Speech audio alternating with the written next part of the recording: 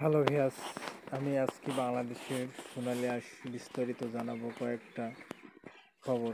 বাংলাদেশে যে সোনালী আঁশ পাট বেচাকেনা হচ্ছে বাংলাদেশের উপর নির্ভর করে, কিন্তু তারপরেও আমরা দেখতে পাচ্ছি বাংলাদেশের সোনালী আঁশ পাটের দাম আবারও বাড়তির দিক প্রদর্শন করছে। আজকে যে গাড়িগুলো লোড হয়েছে সকালের দিকে, যেগুলো দেখতে পেলাম আজকে, আমরা বাংলাদেশের আবারও হঠাৎ করে পাটের দাম 150 থেকে 200 টাকা বৃদ্ধি পেয়েছে। আমরা জানতে পেরেছি যে পাটটা 3200 বেচা কেনা হয়েছিল, সেটা 3350 3400 পর্যন্ত বেচা কেনা হচ্ছে বাংলাদেশের কুষ্টিয়া জেলার পাট। আজকে বাংলাদেশের পাট আবারও বাড়তি বাজার আমরা দেখতে পাচ্ছি যে বাংলাদেশে পাটের মৌসুম আবারও দেখা দিয়েছে। ফরিদপুরে কিছু কিছু পাট তারা বাসপাটগুলো তারা ধরছে এবং বেচাকেনা চলছে বাংলাদেশে ফরিদপুরে।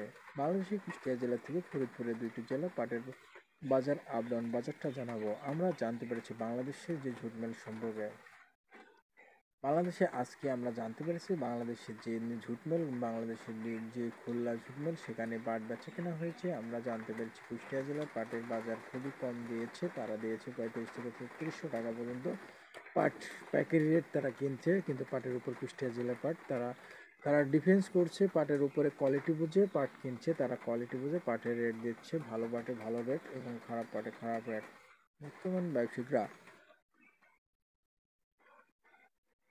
ব্যবসায়িকরা পাটের উপর কোয়ালিটি করে পাট বেচা কেনা হচ্ছে। পাটের দাম আবারও বৃদ্ধি হলো, প্রতি মনে 150 টাকা 200 টাকা বৃদ্ধি আমরা দেখতে পাচ্ছি। এখানে 3500 বেচা কেনা হলে কুষ্টিয়া জেলার পাট 3500 টাকা বেচা কেনা হচ্ছে। কিন্তু বাংলাদেশের কুষ্টিয়া জেলার পাট যদিও 3500 টাকা বেচা কেনা হয়, তাহলে ফরিদপুরে কত টাকা বেচা কেনা হবে এটা সাধারণ ব্যবসায়ীরা আফসোস।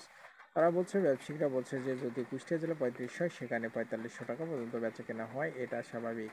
কিন্তু বাংলাদেশের প্রত্যেকটা আমরা জানতে পেরেছি যে ব্যবসায়ীদের সমস্যা দাঁড়াচ্ছে, তারা ব্যবসা করতে পারছে না এবং বড় বড় ব্যবসায়ীরা হতাশ হয়ে গেছে, তারা ব্যবসা করার কোনো কারণ সৃষ্টি পাচ্ছে না। প্রতিটা ব্যবসায়ীকে তারা হতাশার ভিতরে, বাংলাদেশের প্রতিটা ব্যবসায়ী হতাশার ভিতরে পড়ে আছে। তারা এখনো কোনো কিনারা পাচ্ছে না, তারা ব্যবসা করার কোনো লিঙ্ক খুলে পাচ্ছে না। বাংলাদেশের অবস্থা খুবই খারাপ। যে সামনে কুরবানির ঈদ হতে আমরা দেখতে পেয়েছি যে বাংলাদেশের কুরবানির ঈদ, সেখানেও আমরা বুঝতে পারছি যে ঢাকা গরুর লেজার রিক্স হয়ে যাচ্ছে, কারণ সন্ত্রাসী দিন দিন বৃদ্ধি বাড়ছে।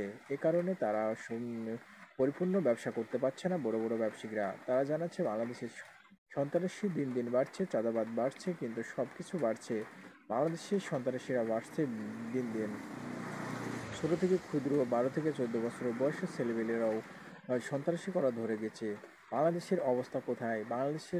আমরা চাই বাংলাদেশকে সময় বাংলাদেশ গড়ে তুলে এবং বাংলাদেশের সরকার যেন এটা পদক্ষেপ দিয়ে দেখে যে বাংলাদেশের যেগুলো আছে সেগুলো সুস্থভাবে পরিচালনা করে এবং সন্ত্রাসী যেন অবশ্যই তারা মুকুল করে এবং বাংলাদেশের বড় বড় ব্যবসায়িক ভাইদের বুক খুলে যেন ব্যবসা করতে পারে, সে যেন দায় দায়িত্ব তিনি পালন করে। বাংলাদেশের বড় বড় কথা হচ্ছে যে বাংলাদেশের ব্যবসায়িক বেলাকে ভালোভাবে ব্যবসা করতে দেয়া, তাহলে অবশ্যই সব জিনিসের দাম পাবে। বর্তমান বাংলাদেশের পাটের দাম বাড়লো আবারও 100 থেকে 200 টাকা, 200 থেকে 300 টাকা পর্যন্ত